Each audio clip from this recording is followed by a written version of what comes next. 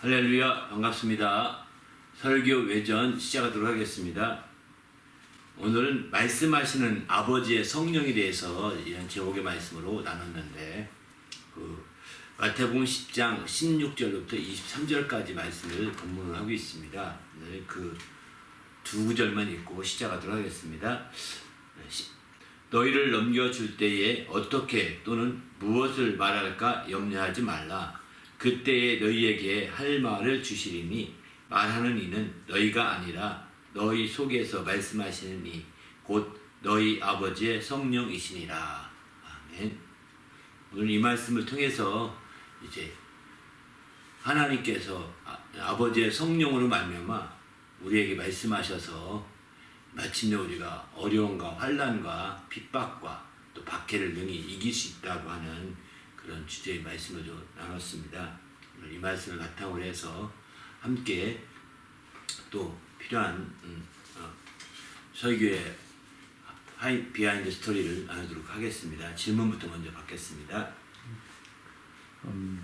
박해와 관련돼서 본문에 관련돼서 주님은 빌라도에게 주님의 나라는 땅에 속하지 않았다고 말씀하신 부분이 있었는데 왜 그렇게 하셨을까요? 예. 이제 설교의 도입 부분에서 바로 우리 그리스도인들은 이제 세상에 살지만 세상에 속하지 않는다 이런 말씀을 바탕으로 도입 부분에 말씀드린 적이 있거든요.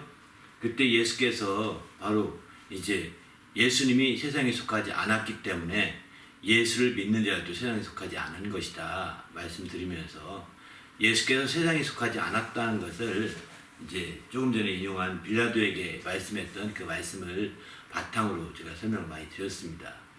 그 말씀은 요한복음 말씀인데요. 18장 36절에 보면 예수께서 대답하시되 내 나라는 이 세상에 속한 것이 아니라 만일 내 나라가 이 세상에 속한 것이었다면 내 종들이 싸워 나로 유대인들에게 넘기우지 않게 하였으리라. 이제 내 나라는 여기에 속한 것이 아니니라. 이런 말씀을 빌라도와 마지막 신문 과정에서 했던 것을 보게 됩니다. 근데 그게 굉장히 중요한 부분입니다. 우리가 예수께서 세상에 속하지 않았다 이런 것을 많이 말씀하셨지만 그러나 실제 그분이 어디에 속했는지 세상에 속하지 않았다고는 얘기했지만 이제 반대로 어디에 속했는지를 아주 명확하게 말씀하는 말씀이 바로 요한복음 18장 36절 말씀인 거죠. 예수님이 세상에 속하지 않았지만 예수님은 자기의 나라에 속한 거죠. 자기의 나라는 곧 아들의 나라요, 또 아버지의 나라이거든요. 아버지로부터 상속받게 될 후사로 또 상속자로 이어받게 될 이제 나라가 아들의 나라라고 볼 수 있고 그 나라가 예수님은 내 나라다 이렇게 표현하고 있는 겁니다. 그 내 나라라는 것은 바로 이제 이 세상과 구별되는 나라인 거죠. 바로 이렇게 예수께서 빌라도에게 이 말을 했던 것은 빌라도 총독 곧 로마의 총독으로서 가장 경계하는 것은 뭐냐면 로마 제국으로부터 바로 이스라엘이 이제 독립되는 것을 굉장히 경계하고 있었습니다. 당연하겠죠. 수많은 이제 정복지가 많은데 그 중에서도 이스라엘도 그 정복지였지 않습니까? 근데 그 정복지에 있는 그들이 이제 독립하게 된다면 아주 굉장히 큰 정치적인 혼란을 가져올 수밖에 없기 때문에 빌라도가 이제 그런 것을 묻는 거예요. 내가 유대인이 왕이냐? 라고 이렇게 묻지 않습니까? 그렇지만 내가 왕이다. 하지만 내 나라는 이 나라에 속한 것이 아니다. 라고 이렇게 말씀하거든요. 그러니까 유대인이 왕이라고 한다면 현재도 빌라도가 있을 그 당시에도 유대인이 왕이 있었거든요. 그 유대인이 왕으로 헤롯 왕, 그 후손들이 계속 왕으로 이렇게 형식상은 존재했었죠. 그러다 보니까 유대인이 왕이라고 이렇게 해서 말하고 나오면 결국 그 왕끼리 권력 충돌하게 되겠죠. 그것은 곧 다시 말해서 로마에 대한 저항이기도 한 거고 로마에 대한 어떤 독립운동이기도 한 거죠. 이런 문제 때문에 빌라도 총독으로서는 그런 것들을 확인하기 위해서 마지막 점검했던 거라고 볼 수 있거든요. 그런데 이때 예수께서 말씀하시는 겁니다. 내 나라는 이 세상에 속한 나라가 아니다. 로마 제국과 같은 그런 나라가 아니다. 로마 제국에게 어떤 저항을 해서 독립하는 나라가 아니다 이런 얘기입니다. 쉽게 말해서는 바로 그 내 나라는 이 세상에 속한 나라가 결코 아니다라고 계속 강조하고 내가 거기 그 나라의 왕이니라 이렇게 말하고 있는 거거든요. 그런 차원에서 볼 때 바로 빌라도의 마지막 그 신문에서 이제 예수께서 아주 너무나 명확하게 이렇게 선을 긋고 말을 하게 됨에 따라서 빌라도는 예수를 죄인으로 그래 곧 다시면서 이제 유대인들 그 관원들이나 또 대시장들이나 바리새인들이 고발했던 대로 그들이 바로 로마에 대해서 이렇게 독립하는 것이 아니고 그는 그냥 그들만의 어떤 나라를 추구하고 있다는 것을 알게 된 거죠. 독립하는 그 상황이었다고 한다면 당연히 이를 죽여라 그냥 딱 결론 냈을 것입니다. 그런데 그는 그 전날에 부인에게 자기 총독 부인이죠. 부인으로부터 꿈꾼 얘기도 들었습니다. 그래서 지금 그 예수에 대해서는 함부로 하지 말라 이런 얘기를 듣기도 해서 그런지 몰라도 굉장히 조심스럽게 접근했고 그 신문한 결과 이 사람이 그런 죄가 아니구나. 그러면 악독한 죄인으로 들어온 죄인 가운데 바라바라는 사람이 있었는데 바라바라는 사람을 이제 아주 악질 죄인으로는 아주 유명하다고 합니다. 그 바라바랑 비교해서 이제 6월절이 가까워지는데 누구를 놔주냐? 지금 너희가 고발한 예수를 놔주랴? 아니면 악질 바라바를 놔주냐? 했더니 자기들은 악질 바라바를 놔달라고 그러고 또 예수에 대해서는 쳐 죽여라 이렇게 계속해서 그 시민들이 그렇게 얘기하니까 바로 할 수 없이 빌라도는 넘겨주게 되는 거죠. 그런 사실들을 비춰보게 되면 여기 내 나라는 바로 하나님에 속한 나라요. 내 나라는 아버지께 속한 나라요. 그런 나라의 왕으로 그가 오셨다고 하는 것을 분명히 선포하는 것은 예수님이 어디에 속해 있고 어떤 나라에 이제 있는지를 얘기하고 있는 겁니다. 그런 차원에서 볼 때 우리의 신앙도 이제 이 세상에 속한 나라에 속한 시민으로만 우리가 초점 두고 산다면 우리는 그냥 정치운동하기 쉽습니다. 예수님이 여기서 나는 정치하러 온 것이 아니다. 이스라엘의 독립을 위해 왔다는 게 정치하는 거거든요. 이 세상에서 정치하는 거예요. 이런 세상에 정치하려고 온 것이 아니라 나는 정말 하나님 나라를 위해서 왔고 하나님 나라의 왕으로 왔다. 바로 신앙에 초점 두고 말하고 있는 거거든요. 그런 것처럼 오늘날도 내가 소속이 나는 하나님 나라에 속한 자라고 강조하고 나는 하나님의 예수께 속한 자라고 강조하고 나는 크리스찬이라고 강조하게 된다는 것은 이 세상 정치와 분리시키는 겁니다. 내가 거기에 초점보다는 나는 캐나다 시민이요, 나는 한국 시민이요, 또 여기에 초점 두고 막 적극적인 캐나다 시민으로서 역할을 다 하려고 하고 시민으로서의 어떤 자기 발언을 다 해서 뭔가 이 사회를 개혁시키고자 한다거나 이 사회를 변혁시키려고 한다면 이건 다 뭘까요? 정치적인 그 행동이라고 볼 수 있는 거죠. 이런 정치적인 행동과는 달리 바로 우리는 신앙에 초점 둔 삶이 되어야 된다는 것입니다. 그래서 다른 우리가 소속이 어디냐라고 분명히 하게 되는 것은 바로 이런 정교 분리를 나누어서 정치와 종교를 분리시켜서 우리가 서로가 쓸데없는 갈등을 일으키지 않고자 하는 데 초점을 두고 있는 거죠. 만약에 정치와 종교를 분리시키지 않으면 굉장히 오해를 낳는 갈등을 많이 할 수 있습니다. 이런 집회들이 다 정치적인 집회로 변질될 수 있고요. 그렇게 되면 굉장히 정치적인 핍박이 오게 되는데 이 정치적인 핍박이 신앙적인 핍박으로 왜곡될 수 있는 거거든요. 이렇게 되면 안 되는 거죠. 그래서 정상적이고 올바른 신앙은 정치와 종교를 분리시키는 정교 분리 원칙을 갖고 있습니다. 그리고 우리는 초점을 바로 예수에게 속한 자로서 신앙에 초점을 두고 있는 거죠. 정치적인 면을 우리는 어느 정도 선을 긋는 거죠. 그래서 이 세상의 정치에 대해서 정말 교회 안에서 크게 선포하고 거기서 대항하고 거기서 그들을 동원해서 싸우고자 하고 그렇게 하는 것은 정말 신앙인으로 맞지 않는 겁니다. 그렇게 되면 오히려 정치적인 핍박이 신앙적인 핍박으로 왜곡될 수 있고 또 신앙적인 핍박이 정치적인 운동으로 또 왜곡될 수 있는 아주 이상한 상태가 되어서 신앙을 왜곡시키는 결과를 빚게 되는 거죠. 그래서 바로 세상에 속해 있는지 아닌지, 내가 싸우는 신앙의 중심이 바로 세상에 속해 있는 싸움인지 아니면 바로 하나님 나라에 속한 싸움인지를 분명하게 하는 것이 굉장히 중요한 거죠. 우리 모두도 정말 어디에 속해 있는지, 내가 중심을 어디에 두고 있는지를 확실히 하시길 바랍니다. 여러분이 회사에 가서도 마찬가지입니다. 회사에 가서도 여러분이 이제 신앙의 중심 둔 그 회사 생활을 할 수 있고, 아니면 노동운동의 중심 둔 회사 생활을 할 수 있죠. 예. 여러분이 회사를 변화시키려고 할 때, 신앙적으로 변화시키려고 할 때는 나는 회사의 어떤 개혁이나 회사의 변혁이나 그런 거 추구하지 않는 겁니다. 나는 신앙에 초점 두고 신앙을 통해서 내 자신을 변화되고 신앙적으로 변화시키는 게 초점을 두고 있는 거죠. 회사에서도. 반면에 이제 노동운동하는 사람은 그렇지 않잖아요. 바로 노동 조건을 개선하고 회사를 개선하고 또 변혁시켜서 더 노동자에게 좋은 회사 만들려고 하는 게 얼마나 좋잖아요. 노동운동 하는 것 자체도요. 그렇게 변제되는 거예요. 그러니까 우리가 신앙운동 한다, 신앙생활 한다 하면서 거기서 회사 몇 명 모아가지고 또 노동운동을 해버리면 회사에서는 골치 아픈 거죠. 그래서 우리는 이런 것도 다 분리시켜야 되는 겁니다. 우리가 노동운동하시면 노동운동하고 신앙운동하시면 신앙운동하고 이렇게 나누는 거죠. 이게 또 일종의 작은 면에서의 종교 분리 원칙이라고 볼 수 있는 거죠. 이런 것들이 이어질 때 우리가 더 아름답게 될 수 있다고 성경은 이렇게 말씀하고 있습니다.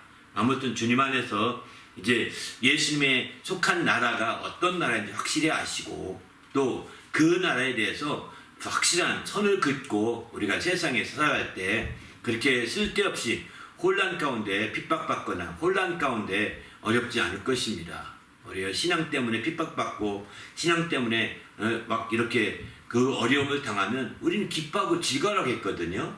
그러나 정치, 신앙을 왜곡시켜서 정치 집회함으로 말미암아 그래서 감옥 가가지고 그게 하나님께 그게 하나님께 기뻐하고 즐거워할 일입니까? 정치하는 거예요. 이런 것과는 구별돼야 되는 겁니다. 신앙과 정치 확실하게 선을 긋고 구별해서 주님 앞에서 나가시길 바랍니다. 할렐루야. 네. 두 번째는 성령은 핍박을 받을 때 어떻게 도우시네? 성령이 이제 여기 오늘 보게 되면 이제 오늘 제목의 말씀이 말씀하시는 아버지의 성령이라고 했습니다. 이 말씀의 배경에 보게 되면 이제 핍박이나 박해 가운데 있을 때 마침내 이제 혼자 두지 아니하시고 아버지의 성령이 함께해서 말씀도 하시고 가르치시고 인도하셔서 이렇게 이제 승리하게 해주신다고 하는 그런 말씀을 이게 두고 있거든요. 근데 알다시피 우리가 왜 그러면 이런 일이 벌어지느냐? 바로 이렇게 우리가 말씀을 증거하고 전하고 세상에 있는 영혼들을 바르게 살게 하고 옳게 살게 하는데 왜 이런 핍박과 이런 박해가 벌어져서 또 이게 그 공회에 넘겨주기도 하고 회당에서 채찍질하기도 하고 또 임금과 청주에게 끌려가서 봉변도 당하고 이렇게 되느냐? 사실 이렇게 되는 것은 오늘 본문 10장 18절을 보게 되면은 바로 그들과 이방인에게 증거가 되게 하려 하심이라고 했습니다. 여기 그들과 이방인에게 증거가 된다는 것은 핍박하는 자들과 다르다는 것을 나타내는 거라는 겁니다. 곧 다시 말해서 바로 여기서 핍박하는 자라고 하는 공회, 회당 또는 이제 여기 총독들, 임금들 이들은 세상에 속한 조직들이고 세상에 속한 거예요. 여기 회당이나 또 이제 공회라는 것도 다 회당은 유대인의 회당이죠. 이것도 다 세상에 속한 조직이에요. 회당이라고 하니까 특별히 하나님이 막 쓰시는 교회처럼 회당이라고 생각하면 안 됩니다. 하나님 쓰시는 것 다른 세상에 속한 조직이에요. 근데 세상에 속한 그룹인 거죠. 그룹들에게 우리는 세상에 속하지 않았다라고 하는 것을 입증하는 계기가 된다는 겁니다. 우리는 세상에 속한 그룹들에게 세상에 속하지 않았기 때문에 저들이 이렇게 핍박하게 되고 세상에 속하지 않았기 때문에 저들이 이렇게 우리를 이제 그 회당에서 마침내 채찍질하게 되고 또 넘겨주어서 마침내 고난을 받게 하는 일까지 벌어지게 되는 거죠. 이렇게 되는 데는 이 세상과 바로 우리 주님이 속한 그 나라와 차이가 분명함을 보여주고 있는 거예요. 바로 이 세상과 주님에 속한 나라가 있지만 서로가 미워하는 관계다라는 겁니다. 또 정확히 표현하면 적대한다라고 표현할 수도 있겠지만 미워하는 관계라는 겁니다. 그런 미워하는 관계이기 때문에 이 세상에 속한 자들은 그들이 이 세상에서 사랑하겠지만 이 세상에 속하지 아니한 자들은 세상에서 어찌하든 없애버리려고 하는 겁니다. 그들을 제거하려고 하는 거죠. 그러다 보니까 채찍질하고 넘겨주고 또 이렇게 마침내 핍박을 하게 되는 거죠.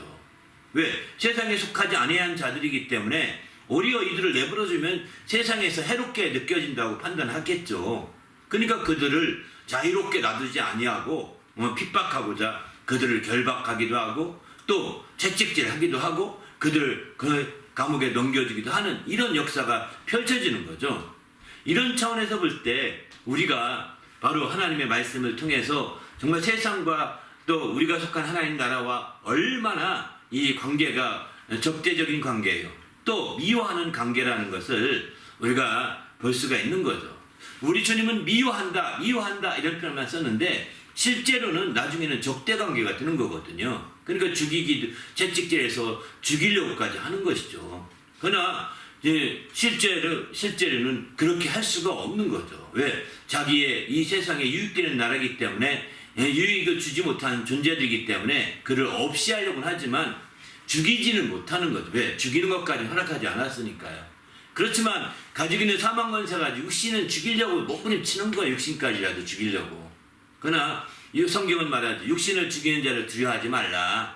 육신과 함께 그 영혼을 멸하는 자를 두려워하라고 예수님은 그렇게 말씀하지 않습니까? 우리는 육신이 죽는 게 전부가 아니기 때문에 육신에 죽는 것으로는 두려워할 필요가 없는 거죠. 그래서 우리는 주님 앞에 어떤 상황이 되더라도 두려워하지 않더라도 이와 같이 관계가 굉장히 악화된 관계라고 하는 것은 분명합니다. 그러면 왜 이렇게 미워하고 적대 관계를 가질까요? 그것은 바로 예수님이 오셔서 나는 세상에 속하지 않았다 라고 말만 했으면 잘했지 모르는데 세상에 하는 일이 다 악하다, 세상의 행사가 다 악하다 이렇게 말하셨기 때문에 그런 겁니다. 세상이 요한복음 7장에 보게 되면 이제 예수께서 말씀하시죠. 내가 세상의 행사를 악하다 증거하였기 때문에 이렇게 나를 미워한다는 겁니다. 예수님이 오셔서 그냥 말만 하시고 그런 말도 안 하시고 가만히 있었으면 세상은 유야무야 넘어갈지도 모릅니다. 그러나 예수님께서 세상이 하는 행사들이 다 악하다고 했으니 가만히 있을 수 없는 거죠. 그래서 세상이 이제 하는 세상의 그 임금이 더구나 악한 자에게 처했다고 요한일서 5장 19절에 그렇게 말하고 있거든요. 그런 상태이기 때문에 이제 세상과의 어떤 그 대치 관계가 되는 건 피할 수가 없는 겁니다.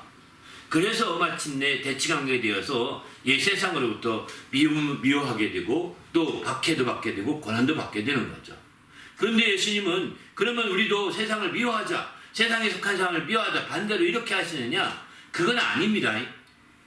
세상에 속한 자들을 미워하거나 세상에 속한 자들을 박해하거나 우리 그리스도인들이 그건 아니라고요. 성경은 말합니다. 예수님이 그럼에도 불구하고 세상이 우리를 미워할지라도 우리는 세상을 향해서 나가면서 전도하러 보내는 거죠. 둘씩 짝을 지어 전도하러 보내는 겁니다. 함께 모여있을 때는 굉장히 힘이 있지만 둘씩 내보낼 때 예수님이 보니까 양을 이리 가운데 보내는 것 같다고 했거든요. 양을 이리 가운데 보내면 양이 살아남기 어렵잖아요. 그래서 살아남기 어려워서 이제 그 양들이 살 수 있게 우리 주님이 이제 어떻게 하시느냐 하는 것을 우리가 오늘 본문의 말씀에 가르쳐주고 있는 거죠.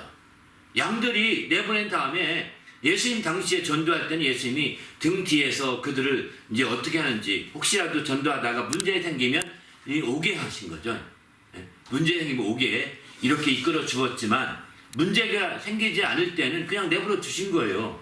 예수님이 뒤에 지켜보니까 이제 문제가 없다고 생각 들었지만 그러나 양들을 이리 가운데 보내고도 예수님이 대장이 뒤에 지키고 계시니까 문제가 없지만 이제 예수님이 안 계시고 되면 어떻게 되느냐? 핍박받을 때 그때는 아버지의 성령이 역사하시게 된다라고 이렇게 말씀하고 있는 거죠. 지금 예수님이 하나님 우편에 올라가 계시고 이제는 성령이 임하신 이후에는 아버지의 그 성령이 우리 가운데 역사하셔서 정말 양들을 이리 가운데 보낸 것 같은 상황이 될지라도 그 성령으로 말미암아 능히 이기고 극복할 수 있도록 이끌어 주신다는 겁니다. 그렇게 하는 방식으로 예수님은 이 말씀하셨어요. 너희는 염려하지 말아라. 그런 상황이 펼쳐졌을 때 두려워하지 말아라. 바로 너희 속에서 말하는 이가 있는데 곧 아버지의 성령이시다. 이렇게 말씀하시죠. 우리 속에서 가르쳐 주시고 우리 속에서 말씀하시니 정말 아무도 방해할 수 없지 않습니까? 그죠? 그러니까 능히 이기시는 길을 열어주신다는 겁니다. 성경에 보게 되면 이제 하나님은 우리를 시험하실 때 감당치 못할 시험을 당할 즈음에는 바로 피할 길을 주신다고 하잖아요. 감당할 만한 시험을 주시지만 감당하지 못할 즈음에는 피할 길을 주신다고 이렇게 하시는데 그 어떻게 피할 길을 주실까요? 성령이 안에 계셔서 말씀하셔서 피할 길을 주시는 겁니다. 성령이 안에 계셔서 가르치셔서 피할 길을 주시는. 오늘 본문에서는 성령이 말씀하신다고 했는데 누가복음에서는 성령이 가르치신다. 누가복음 12장 12절에서는 같은 그 배경의 말씀인데 이렇게 표현합니다. 성령이 모든 걸 가르치신다는 겁니다. 그렇게 해서 마침내 그런 그 핍박과 환난 속에서 이길 수 있도록 성령이 역사해 주시는 거죠. 우리도 이런 성령의 인도함을 받으시길 바랍니다. 이제 예수님이 그 승천하셔서 하나님 우편에 올라가신 후에 그는 우편에서 계속해서 이제 그 영원한 제사를 진행하고 계시거든요. 그런 사이에 성령을 보내주셔서 마침내 우리가 이런 모든 고난과 어려움, 양을 이리 가운데 보낸 것 같은 아주 위험한 상황이고 아주 절박한 상황인데도 주님이 이길 수 있도록 그렇게 해주신 겁니다. 그리고 마침내 육신적인 상황으로 이길 수 없는 상황이 된다면 감당할 수 없는 상황이 된다면 주님이 기가 막힌 방법으로 피할 길을 주실 겁니다. 그거는 정확히 뭔지는 모르겠습니다. 정확히 모르겠는데 그러나 분명히 성경이 약속하신 말씀들 비춰본다면 그렇게 해서 마침내 이런 성령의 인도함 받아서 승리하게 될 수 있다는 것은 아주 분명한 그런 말씀인 것 같아요. 우리도 주님 안에서 이런 성령의 도우심을 멀리하지 마시고 적극적으로 받아들이시기 바랍니다. 그래서 성령의 도우심으로 말미암아 우리가 이렇게 나가게 된다면 얼마든지 승리할 수 있다고 확신합니다. 성령의 아까 이제 질문 자체가 성령으로 어떻게 핍박을 이기나요? 이런 질문인데 사실 지금까지는 그 전반부고요. 후반부를 말씀드려야 될 것 같습니다. 성령이 그럼 말씀하시고 가르치셔서 이기게 하시는데 어떻게 가르치시느냐? 어떻게 말씀하시느냐? 이런 부분을 좀 민감하게 이해할 필요가 있거든요. 성령이 말씀하시고 가르치신다고 했는데 요한복음에 보면 이런 말씀을 하시죠. 요한복음은 이제 성령이 바로 가르치시되 모든 것을 가르치신다는 겁니다. 그런데 그 가르치시되 스스로 가르치는 것이 아니라 들은 것을 말해서 가르친다는 겁니다. 성령이 말씀하시되 바로 들은 것을 말씀하신다는 거죠. 들은 것을. 그러니까 성령이 가르치시는 거나 말씀하실 때 다 들은 것을 말씀하시는 거예요. 그래서 우리가 이 성경이 우리가 정말 더 깊이 아는 자가 더 승리할 수 있는 겁니다. 여러분 그냥 성경을 공부 안 하고 성경을 읽지 않고 성경에 대해서 깊이 상고하지 않고 성경도 제대로 묵상하지 않으면서 여러분이 성령으로 그냥 이기려고만 한다면 이거는 거지 근성과 비슷한 거예요. 아무것도 안 하고 그냥 성령을 덕보려고 하는 겁니다. 우리가 이긴다는 것은요, 아무것도 안 하고 그냥 누워만 있으면 성령이 알아서 툭툭툭 덕보는 것 같이 한다면 큰 신앙의 오해입니다. 그냥 가만히 누워있으면 성령이 말씀하시고 가르치시니까 알아서 툭툭툭 된다. 이거요 잘못입니다. 여러분 이렇게 말하면 편할 수는 있죠. 그냥 아무것도 안 해도 되는구나. 그냥 놀기만 하면 되는구나. 교회만 나오면 되는구나. 어이, 그거는요 약점이 있고요. 그렇게 가르치는 사람이 있다면 뭔가 그 사람이 또 다른 뭘 요구할 것입니다. 또 다른가요? 무언가 또 다른 것을 요구하려고 지금 밑바탕을 까는 거예요. 편하게. 그런 세상에 사이비들이 많습니다. 그런 말에 현혹되지 마시고 그냥 여러분이 정말 말씀이 있어야 성령이 역사하시는 거예요. 여러분 그 말씀이라는 건 자동차로 말하면 휘발유 같은 거죠. 이런 기름이 있어야 가솔린 같은 기름이 있어야 차가 갈 수 있는 거죠. 요즘에는 전기차라면 전기가 있어야 가는 거죠. 전기는 충전 안 해도 그런데 휘발유를 넣지 않는데 어찌 그냥 갑니까? 시동만 걸면 갑니까? 갈 수가 안 움직이는 거예요. 말씀하셔도 그게 갈 수 없는 상태가 되는 거예요. 말씀을 못 느끼고 말씀을 알 수가 없는 거죠. 왜? 내가 휘발유, 말씀이라고 하는 휘발유를 안 넣어놓으니까. 말씀이라고 하는 전기를 충전 안 시키니까. 이 말씀을 많이 알아야 됩니다. 그러면 그 말씀을 내가 알고 있는 말씀, 설교를 들어서든 성경을 통해서든 성경을 통해서든 내가 그게 다 들은 말씀이거든요. 이게 들은 말씀들을 내가 많이 알게 되면 그 말씀을 통해 성령이 막 에너지가 되어서 가게 만들어 주시는 거죠. 그 말씀이 에너지가 되어서 막 나갈 수 있도록 역사해 주시는 겁니다. 그런데 그런 말씀도 하나도 준비 안 하고 가솔린도 없이 어떤 차에 뭐 물론 요즘에는 희한한 게 있다고 하더라고요. 물만 넣으면 가는 차도 나온답니다. 물을 수소 분해해가지고 수소로 만들고 그 수소로 에너지를 삼아서 그것을 전기를 만들어 또 간다는 겁니다.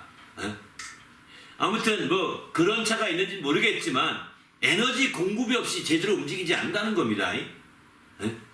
성령은 바로 성령은 말씀, 하나님 말씀을 검으로 삼고 역사한다고 했습니다.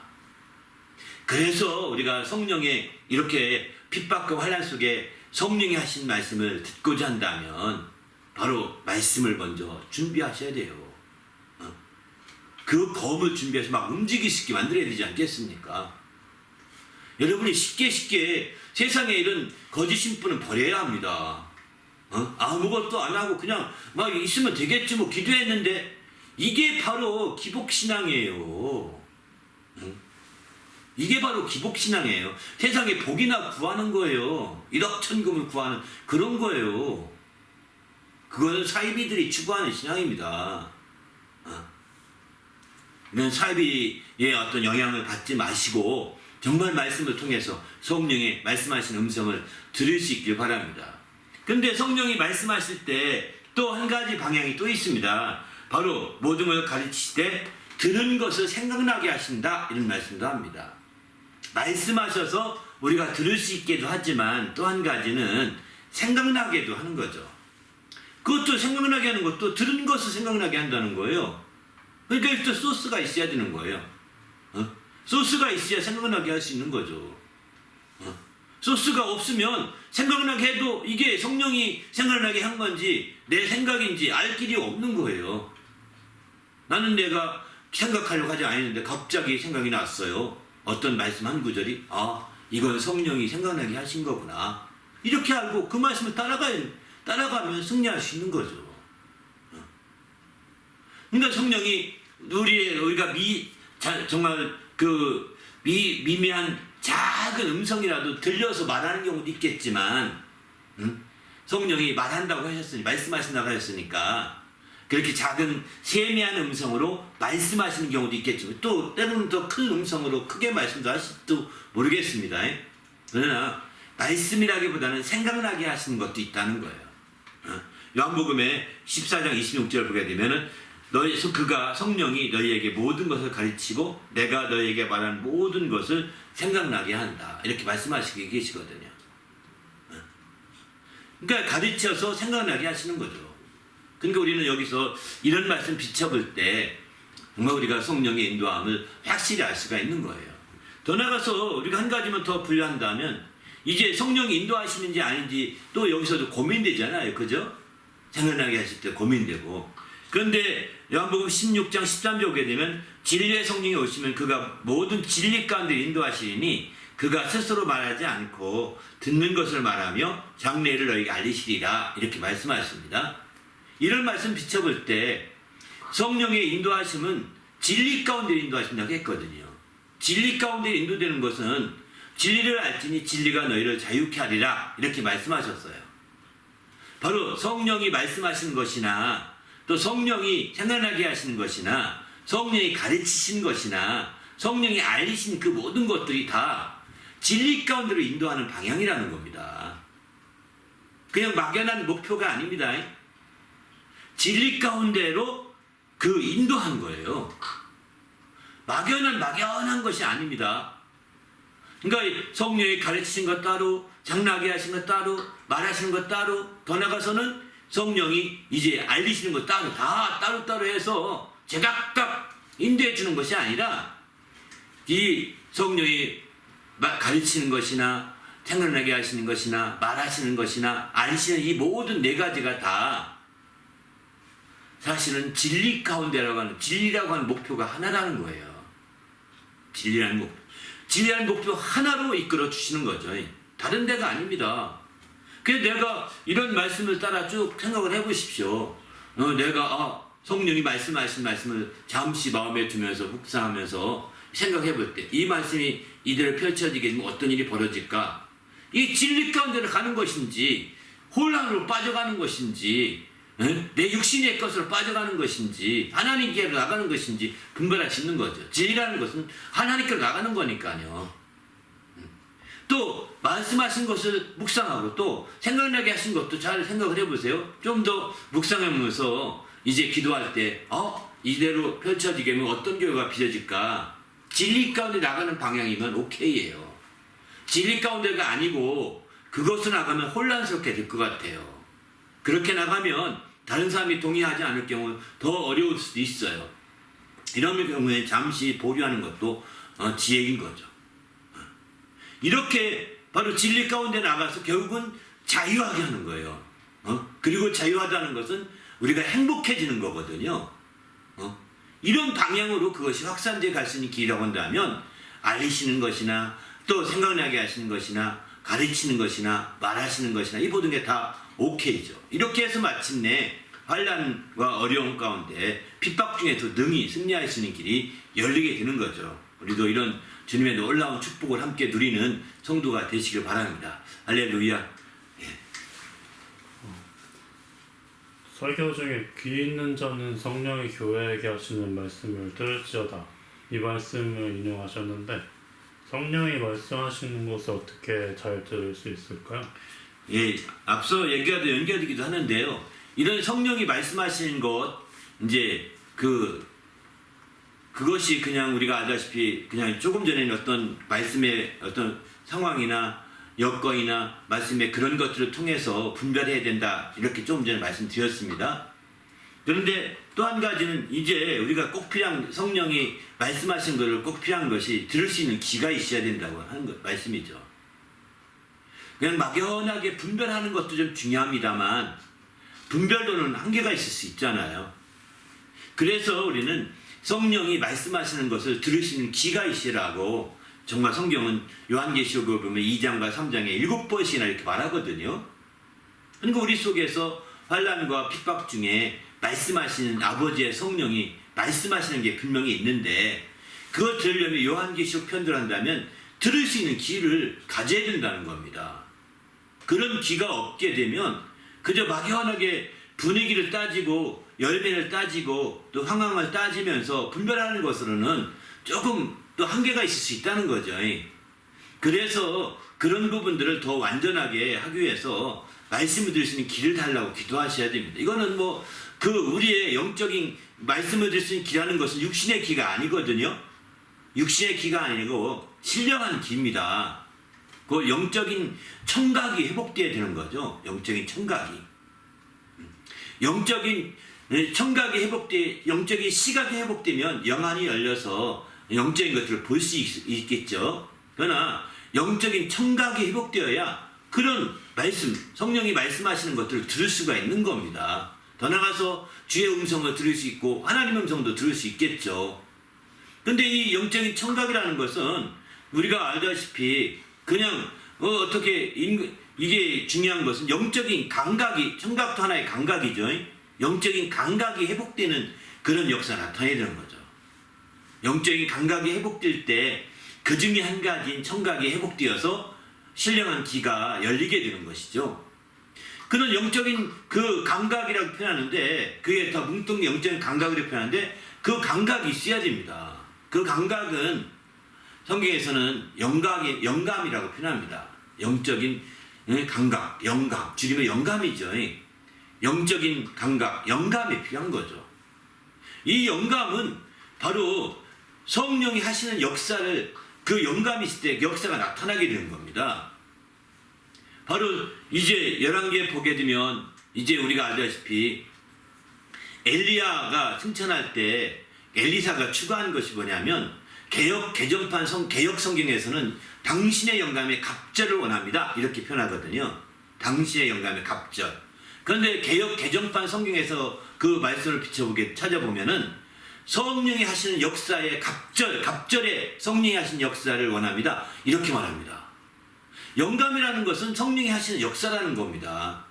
그러니까 우리가 영적인 감각을 회복시키고, 영적인 영감을 회복시키고, 영적인 감각, 곧 영감을 회복시키는 가장 크게 큰 비결은 성령 충만한 것밖에 없는 거예요. 다른 어떤 테크닉이 없습니다. 약을 더 먹으면 된다든가, 물론 구약이 아니라 신약을 더 먹으면 되겠죠. 그게 아니라 성령이 역사해야 되는 거예요. 성령 충만한 것밖에 없는 거예요. 내가 말씀 잘 못 듣는다. 성령 충만해. 오늘 내가 교회들에게 성령이 하신 말씀을 들을지어다, 귀인 자는 들을지어다 했습니다. 오늘 여러분 교회 가서 성령이 하신 말씀을 들었습니까? 아니면 목사님이 말씀을 들었습니까? 성령이 하신 말씀을 들었으면 당시의 삶이 뒤집어지기 시작할 것입니다. 변화를 피할 수 없을 것입니다. 그러나 목사님이 하신 말씀을 들었으면 내내 같은 말씀이네, 이렇게 하라는 거죠. 여러분이 머리 똑똑하면 요약도 잘할 것입니다. 그거는 사람의 말로 들은 거예요. 그런 식으로 설교 들어서는요, 또 똑똑한 사람들은 설교지도 주부에 대게 올려주고 하니까, 그 쫙 함께 설교 시간에 읽어서 이런 내용이구나, 아는 거지, 또 넘어가는 거예요. 이거는 성령이 하시는 음성을 못 들어요. 그렇게 해서는 성령이 하시는 음성으로 듣기 원한다면 들을 수 있는 귀가 있어야 합니다. 들을 수 있는 귀가 있으면 당신은 그 앞에 납작 엎드려서 하나님 그렇게 하겠습니다, 감사합니다, 좋을 수는 절대 없습니다. 당신이 설교 시간에 단 몇 분이라도 졸았다면 당신은 사람 말로 듣기 때문에 조는 거거든요. 성령이 하시는 음성을 들으면서 조를 수 있을까요? 성령이 하시는 음성을 들으면서 옆에 사람 어떻게 하는지 이렇게 쳐다보면서 저 사람 저거 하네, 저 사람 저거 하네, 또 이렇게 할 수 있을까요? 성령이 하시는 음성을 들으면서 오늘 강단에는 특별히 별게 없는데 꽃꽂이가 똑같네, 지난번 왜 똑같지, 자기 하면 안 될까? 이런 의문을 갖고 있지 않습니까? 이거 다 당신이 잠 깨려고 그렇게 주의 들어보면서 혼자 생각하는 거 압니다. 이거요 지혜가 아닙니다. 그런 마음이 자꾸 들면 하나님 날 불쌍히 여주시고 성령이 하시는 음성을 듣게 해주세요, 듣고 가게 해주세요, 꼭 듣고 가게 해주세요, 내가 이거 안 들으면 절대 후회합니다. 이렇게 절박한 마음으로 성령이 하시는 음성을 들으려고 성령 충만해서 깨달라고 이렇게 기도할 때 드디어는 이제 성령이 역사하시는 역사를 느끼기 시작하는 영적인 감각이 회복되기 시작하면서 영감이 모아지게 되는 거예요. 그런 영감 가운데 들을 수 있는 귀가 형성되는 거죠. 그리고 마침내 매번 설교에 가서 무지할 수 없을 거예요. 그 말씀이 크게 감동되어서 내가 나가지 않을 수 없거든요. 이게 다른 점입니다. 여러분 그냥 가만히 앉아있어서 성령의 음성을 듣게 해주십시오, 성령의 역사를 알게 해주십시오, 이런 어떤 몇 가지 그냥 형식적인 기도에서 해결된다면 다 그렇게 했을 것입니다. 오늘날 왜 정말 교회가 쭉쭉쭉쭉 부흥되던 교회가 오늘날 왜 점점 가라앉고 또 가라앉고 그리고 작은 교회들은 없어져 버리고 또 큰 교회도 가라앉아서 큰 건축비만 들여서 그 했던 교회들 다 건축 다 교회마저 팔린다고 그럽니까? 왜 이런 현상이 있을까요? 성령이 하신 그 말씀을 들을 기가 없어서 듣지 못하고 제각각 따로 가기 때문에 그런 거예요. 마치 지금은요 사사시대랑 또 비슷한 것 같습니다.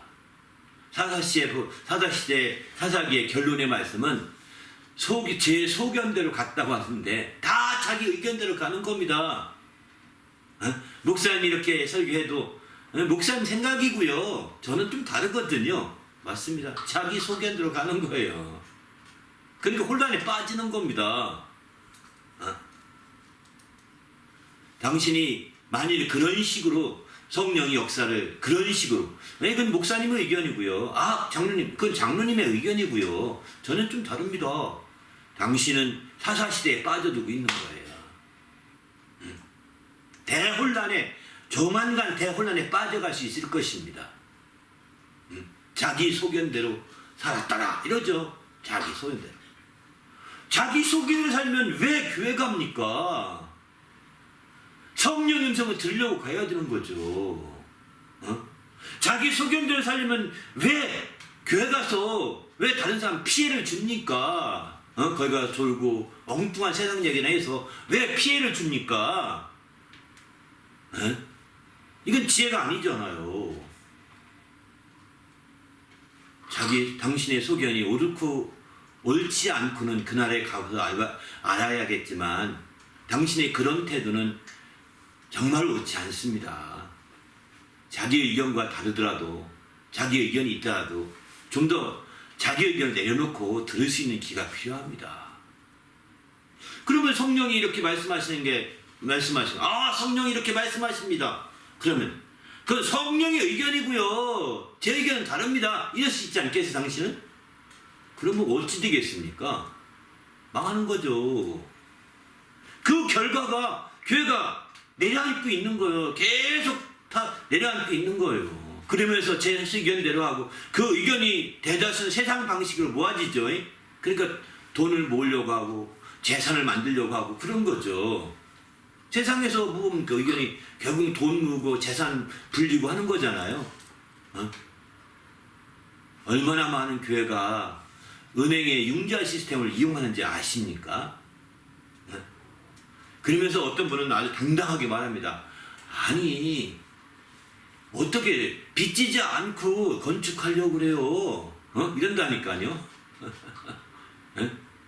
당연히 빚지는 게 당연하다는 거예요.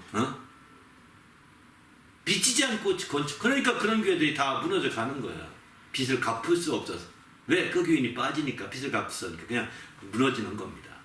그렇게 주님을 위해서 기도하면서 세운 교회가 이제는 사이비지들이 다 그 장악해서 거기서 엉뚱한 짓 하지 않습니까? 안타깝지 않아요? 이유는 뭘까요? 바로 성령이 교회들에게 하신 말씀을 들으려고 하지 않았기 때문입니다. 들을 기가 없는 겁니다. 그 들을 기가 자동으로 생긴다고 생각하는 거예요. 성경 몇 구절에 읽으면 자동으로 되는 걸까요? 아닙니다. 물론 성경 제대로 안 읽기 때문에 그런 말씀도 듣지 못한 경우도 있지만 성경 말씀을 통해서 정말 더 많이 읽어서 그런 성령의 역사하기 합당한 환경을 만드는 거 굉장히 중요합니다. 앞서서 말씀드린 것처럼. 그러나 더 중요한 것은 이제 영적인 감각이 회복되어서 영감이 회복되어서 성령 음성을 들을 수 있어야 된다는 거예요. 그때에 목숨을 내낼 수 있는 거거든요. 그때에 순교할 수가 있는 거거든요. 이런 순교할 수 있는 믿음을 가지시기 부탁드립니다. 할렐루야. 목숨 내놓고 나갈 수 있는 믿음을 가질 수 있길 바랍니다. 그게 우리에게 너무 소중한 거예요. 우리도 주님 안에서 이런 멋진 신앙이 됐으면 좋겠습니다. 할렐루야. 네. 또 오늘 설교 전하시면서 새롭게 깨닫게 된 부분이 있을까요? 새롭다라고 오늘 말씀은 새롭다기보다는 이제 1부 예배 때는 설교 좀 했는데 2부 예배 때 설교 안 한 부분이 있어서 오늘 외전을 통해서 그 순교와 성령의 인도하심에 대해서 좀 한번 정리하고 넘어갈까 하고 있습니다. 바로 순교, 성령이 인도하시면, 성령이 말씀하시면 알다시피 이제 정말 모든 게 승리할 수 있다겠습니다. 그래서 마침내 환난을 당하고 핍박을 당하더라도 염려하지 말아라. 성령이 말씀하신 성령이 내 안에 있으니 염려하지 말아라. 무슨 말할까 걱정하지 말아라. 이렇게 말씀하셨잖아요. 그러면 그런 성령이 인도하시면 정말 능히 환난과 핍박 속에도 능히 이기고 막 다 나올 수도 있을 텐데 왜 다 이기지 못하고 또 스테반처럼 성령 충만해서 순교했다라고 이런 말도 나오느냐 이거죠. 네? 스테반이 성령 충만하여서 이제 순교했다고 그러거든요. 그러니까 스테반과 같은 일이 나타나는 일은 왜 그런 일이 있느냐 이거예요. 왜 순교까지 하게 되느냐. 성경도 보게 되면 성령 충만해서 사도와 사도들 가운데 베드로나 요한 이런 사도들이 막 목에 갇혔을 때 천사가 와서 도와서 막 끄집어내주잖아요. 그렇지 않습니까? 옥중에서도 탈옥시키고 나오게 해줍니다. 이끌어 주십니다. 그런 일들이 많습니다. 그런데 왜 스데반은 그런 생각도 하면서 좀 더 뭐 할 텐데 그냥 그 다음 기회를 갖지 아니하고 그냥 직행하고 말거든요. 그렇지 않습니까? 또 이 사람들이 좀 부정적인 반응이 나오면 조금 이렇게 잠잠할 수 있는데 스데반이 그냥 직통 막 직행해 버리는 거예요. 그들을 향해서 돌진하듯이 나가는 겁니다. 도대체 이런 것은 성령이 그렇게 하라고 인도하셔서 그렇게 한 거냐? 아니면 성령이 너 잠시 좀 스테반 감옥에 가더라도 가 있어라. 내가 끄집어내줄 테니까 이렇게 다른 사도들처럼 그렇게 하지 않을 것 같아서 그렇게 한 것이냐? 별 생각이 다 들더라고요. 그러나 이제 대개가 성령이 인도하시면 한 부류는 이처럼 이제 마침내 그 어려운 환경 가운데서도 능히 벗어나시도록 그렇게 이끌어 주셔서 계속해서 그 일을 할 수 있도록 하는 거죠. 이 한 부류입니다. 그게 오늘 전체 설교의 방향이라고 보시면 될 것 같습니다. 이것이 일반적인 방향입니다. 일반적인 방향. 바로 우리 속에서 말씀하시는 성령께서 말씀도 하시고 가르치시기도 하셔서 그런 모든 환난과 핍박과 어려움 중에서도 능히 이겨내면서 그 다음 계속해서 이렇게 주의 일을 할 수 있도록 이렇게 정말 환경과 상황을 열어주셔서 계속해서 주의 뜻을 이루가는 그런 삶으로 이겨내는 삶을 살게 되는 거죠. 그렇게 해서 끝까지 견디는 자들이 구원받는다라고 이렇게 말씀하고 있거든요. 구원받는다는 거예요. 여기 구원받는다고 하는 그 10절 본문의 22절 말씀 있는데 끝까지. 근데 그 앞에 21절에 보게 되면은 형제가 형제를, 아비가 자식을 또 내주고 또 자식들이 부모를 대적하여 죽게 한다고 그랬거든요. 이거 얼마나 우리가 그 똑같은 자식이라도 혈연이 같다 하더라도 한 자식은 하늘에 속한 자요, 한 자식이 예수께 속한 자가 되면 이렇게 대적하는 거예요. 내주어 죽기까지 하는 거예요. 같은 피를 가졌어도 아버지는 자식과 아버지가 다르게 되면 세상에 속한 자들이 바로 예수께 속한 자들을 이렇게 내주어서 죽게 하는 겁니다. 다른 부모가 세상에 속해 있고 자식이 정말 예수께 속해 있으면 부모가 자식을 내주어 죽게 하는 거예요. 이런 일들이 있을 수 있다는 게 놀라지 않습니까? 그런 상황에서도 장차 그렇게 될 거라고 주님이 예언하신 거죠. 그런 상황 속에서도 성령이 우리 가운데 말씀하시고 인도하시게 되면 바로 그런 상황 속에서 말씀하셔서 정말 우리가 끝까지 견디게 하시고 그런 핍박과 환난 속에도 끝까지 견디고 끝까지 믿음을 지키게 하셔서 마침내 구원받을 수 있도록 인도해 주신다는 거죠. 이게 오늘 본문의 중심적인 내용이고 그런 말씀에 초점을 두고 말씀을 우리가 2부 예배 때는 그렇게 말씀을 드렸고요. 1부 예배에서는 제가 그렇게 말씀드리는 것이었지만 이제 1부 예배에서는 바로 그렇게 성령이 인도하시는데 또 한 부류는 그런 성령의 인도하심보다는 좀 더 적극적으로 성령이 역사하는 방향으로 막 달려가고 있는 거예요. 좀 더 적극적으로 달려간다. 이렇게 말씀하는 것은 사도행전에 보면 이제 사도행전 21장에 바로 이제 사도 바울이 3차 전주 여행을 마치고 예루살렘으로 귀환 중에 이제 바로 어떤 그 선지자가 나타나서 예언을 합니다. 바로 성령이 말씀하시길 21장 11절에 보면은 바로 우리에게 와서 바울의 띠를 가져다가 자기 수족을 잡아매고 말하기를 성령이 말씀하시되 성령이 말씀하셨다는 겁니다. 바로 예루살렘에서 이 유대인들이 이같이 이 띠 임자를 결박하여 이방인의 손에 넘겨주리라 하셨다는 거예요. 이거는 예언이잖아요. 그죠? 그러니까 선지자의 성령이 말씀하시기 이렇게 말씀하시는데 불구하고 21장 13절에 보면 바울이 그렇게 성령이 말씀하시면 그거 가면 안 되겠다. 그러면 다른 쪽으로 내가 일을 더 해야 되겠다. 이렇게 돌아갈 수 있잖아요. 그럼 핍박받으라 거기까지 꼭 가야 되는 이유는 아니잖아요. 예루살렘을 돌아와서 다른 데부터 가야 되겠구나. 이렇게 생각할 수도 있거든요. 성령이 말씀하신 거 분명히 확인을 했다면 그렇게 해서 이제 예루살렘 가지 않고 다른 쪽에 가서 복음을 전하고 또 역사할 수도 있는데 사도 바울은 그냥 직행을 합니다. 21장 13절 보면 바울이 대답하시되 너희가 어찌하여 울어 내 마음을 상하게 하느냐. 나는 주 예수의 이름을 위하여 결박받을 뿐 아니라 예루살렘에서 죽을 것도 각오하였노라. 이렇게 말하죠. 이 얘기는 무슨 얘기일까요? 그러니까 당시에 예루살렘에서 이제 이 올라가는 거 보고서 이렇게 예언하면서 만류하던 사람들이 그럼에도 불구하고 예루살렘 올라간다고 하니까 너무 막 울면서 안타까워서 만류하는 겁니다. 그러니까 사도 바울이 마음이 아프죠. 근데 사도 바울은 나는 그런 일이 있어도 가야 된다. 원래 하나님이 예비한 길일 수도 있다. 가야 된다라고 해서 가게 되는 거죠. 나는 결박뿐 아니라 설령 나를 죽인다 하더라도 난 갈 수밖에 없다라고 이렇게 강조하고 있습니다. 왜 성령의 역사가 이렇게 좀 다르게 이건 좀 다른 양상이지 않습니까? 성령이 말씀하시면 정말 이렇게 잘 문제가 해결되어서 핍박도 없이 또 다른 길로 새롭게 주의 일들을 계속 할 수도 있는데 오히려 핍박이 있다고 함에도 불구하고 그냥 가버립니다. 이걸 어떻게 이해할까요? 이게 또 한 발 더 나가면 스테반처럼 순교하게 되는 거죠. 스테반처럼.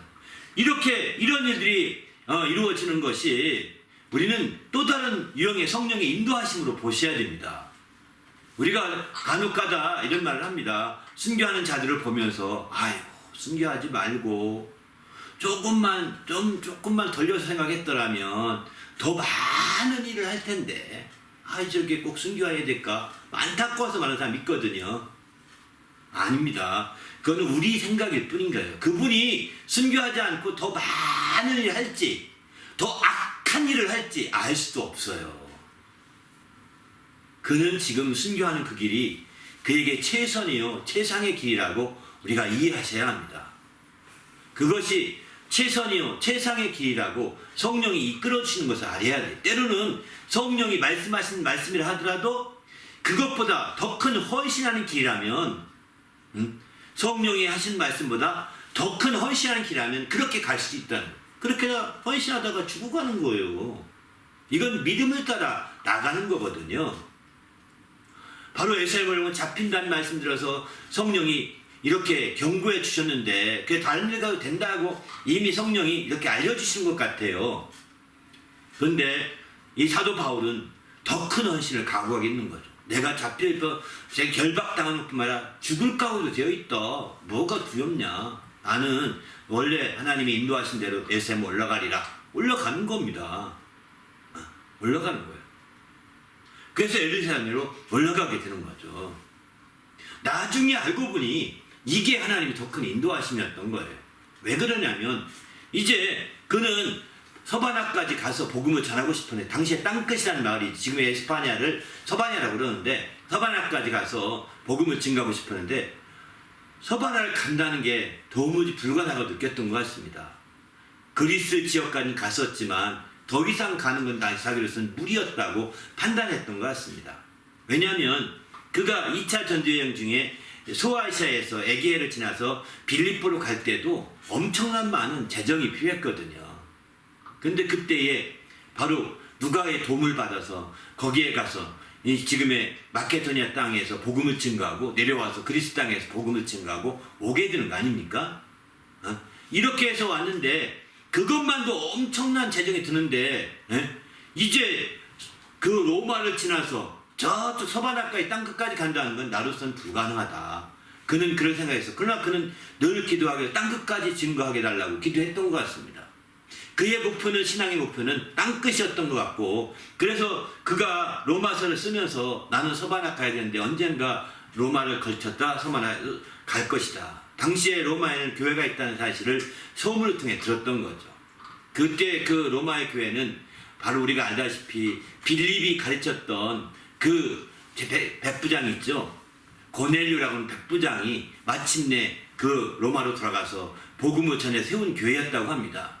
그런 교회가 소문이 나가지고 핍박 중에도 막 컸다고 그 소문이 들었던 것 같아요. 그러니까 그 로마 교회 편지를 써보면서 내가 너희에 잠시 들렸다가 이제 바로 나는 서바나 가교에서 잠시 들게 될 것이다. 이 얘기 남의 터 위에 교회를 세우는 걸 원치 않는다. 이 얘기는 뭐냐면 이미 교회가 있는데 내가 거기서 또 교회 개척하려고 하는 것이 아니다.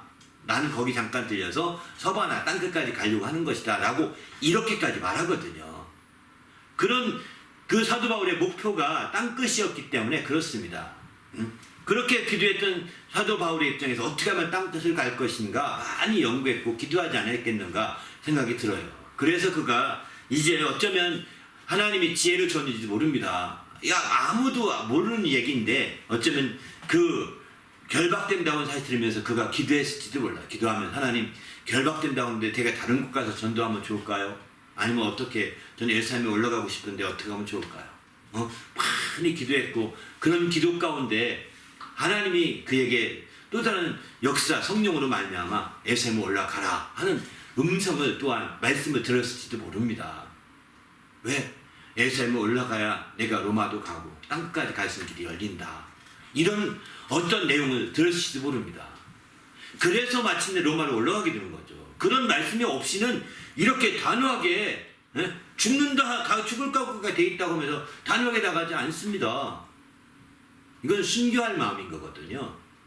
근데 공교롭게도 그 결과 로마에 가서 잡혔어요. 가자마자 결박돼가지고 신문까지 받고 이제 가만히 통독들이 알아보니까 이 사람 죄가 없거든요.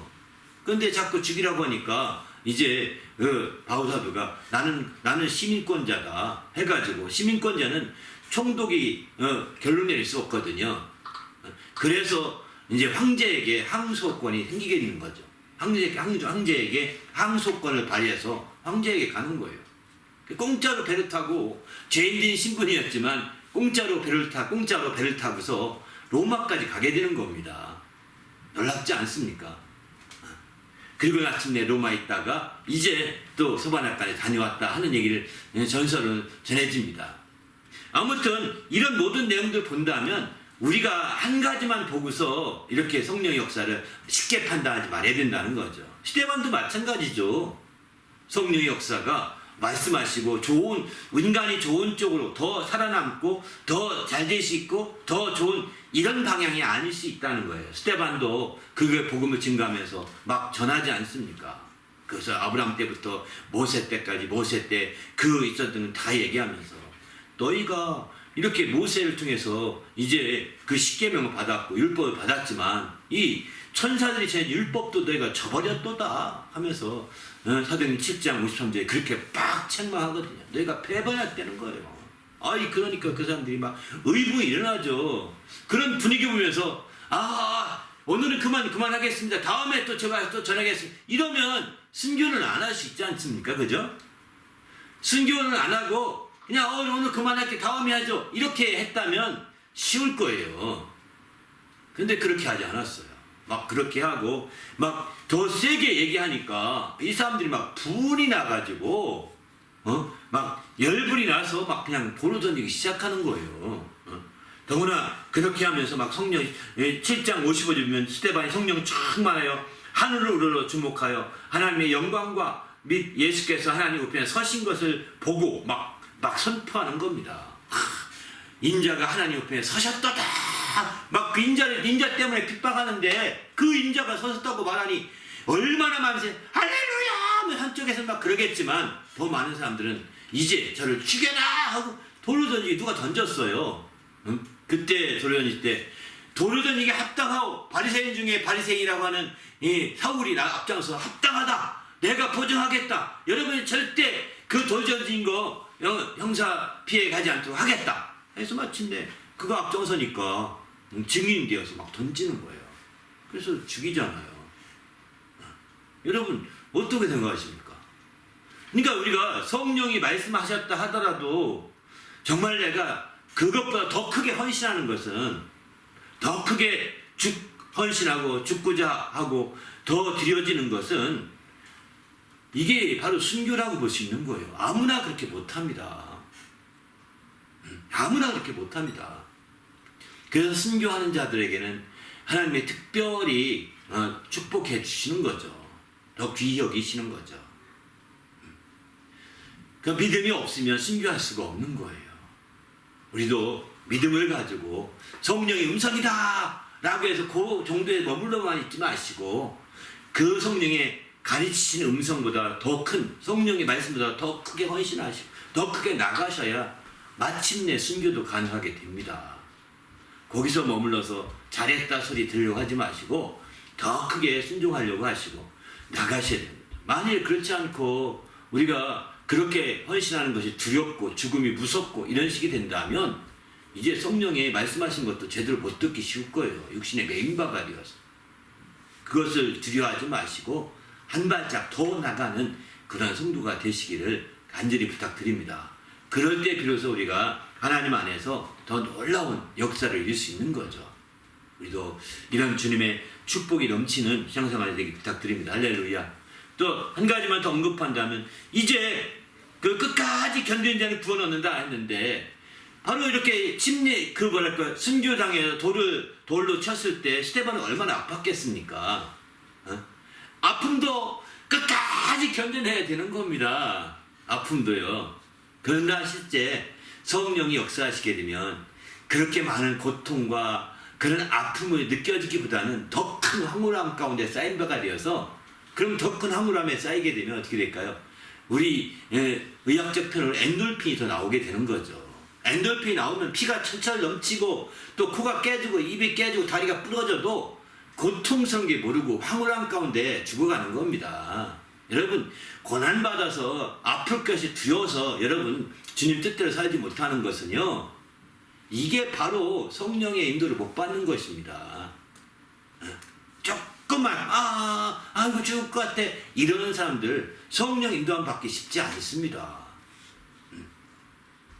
정말 그렇게 그 죽음이 두렵고 더 나가서 그렇게 고통이 막 크게 작은 것도 크게 느껴지고 이렇게 되면 어찌 더 헌신이 가능할까요? 어려운 일이죠. 갈수록 부담스러울 거요. 갈수록 짐스러울 거요. 그러나 성령이 인도하시면 갈수록 부담스럽고 갈수록 짐스러운 것이 아니라 오히려 더 황홀해지고 더 큰 엔돌핀이 나오고 더 큰 기쁨이 있어서 정말 더 순교할 수 있는 길이 열려진다는 거예요. 그게 우리 신앙의 방향인 거죠. 그렇지 않고 우리가 성령의 역사하심이 그냥 막연하게 이것 따로 저것 따로 이렇게 될까요? 그렇지 않습니다. 우리는 주님 앞에서 정말 예수님께서도 나중에 채찍질 당하시며 고통스러운 모습 보이잖아요. 그러나 그 고통스러운 모습이 잠깐이지 그게 잠깐이지 그게 막 엄청나게 계속 가지 못할 만큼 그분이 자빠져 누워있을 만큼 그런 게 아니잖아요. 기운이 없어서 그분이 비틀거렸을 뿐이지 그 고통이 심할 수도 있죠. 그렇지만 그분이 능히 견디고 능히 하나님의 뜻을 이루게 되는 거죠. 능히 견딜 수 있게 하는 것은 내가 참아야 되겠다. 참아야 된다. 막 오기와 같은 참음으로 참아낸 것이 아니라 하나님의 영광 아래 황홀함 아래에서 그 견뎌내시는 힘이 생기는 겁니다. 할렐루야. 순교하는 자들에게는 하나님의 영광 아래 그분의 그 황홀함을 보고 마침내 순교할 수 있는 힘이 생기는 거예요. 그래서 순교할 수까지 있는 거죠. 그렇게 순교하는 걸 보니까 뒤에 사람도 또 나도 순교하겠어, 나도 순교하겠어 이렇게 나오는 거예요. 첫째 사람이 순교할 때 그 고통스러운 모습을 막 여실히 아주 자세하게 보여주시면 누가 순교할 자 나오겠어요? 안 나옵니다. 그런데 첫 번째 순교한 사람이 하나님이 도우셔서 막 그렇게 기쁨으로 순교하고 하나님께 찬송 부르며 당당히 나가는 모습 보면서 야 나도 저래야 되겠다. 나의 하나님이 저를 도우시면 나도 도우실 것이다. 할렐루야 하고 나가는 거예요. 이렇게 순교하는 거예요. 성령의 인도하심은 아주 한 가지 방법만은 전부 아니라는 것을 좀 말씀드리고 싶어서 오늘 이 성령의 인도하심 가운데 순교하는 것에 대해서도 이렇게 좀 말씀을 드립니다. 어쨌든 오늘 전체 성경의 주제, 오늘 본문 설교했던 주제 얘기는 이런 순교 얘기보다는 이제 바로 박해와 환난과 고난 가운데서 바로 성령의 말씀하시고 성령의 가르치신 걸 통해서 능히 견딜 수 있게 하시고 마침내 구원받게 하시고 또 능히 정말 이겨낼 수 있게 하신다는 것, 그래서 우리는 이런 성령의 인도를 받아야 된다라고 하는 말씀을 주제의 말씀으로 생각해서 2부 예배는 그렇게 초점을 두고 말씀을 드렸습니다. 근데 1부 예배 때는 좀 다양한 면까지 시간이 좀 길어서 이렇게 말씀을 드렸는데 그 말씀도 함께 두 개의 말씀을 잠시 더 보시면 좋을 것 같습니다.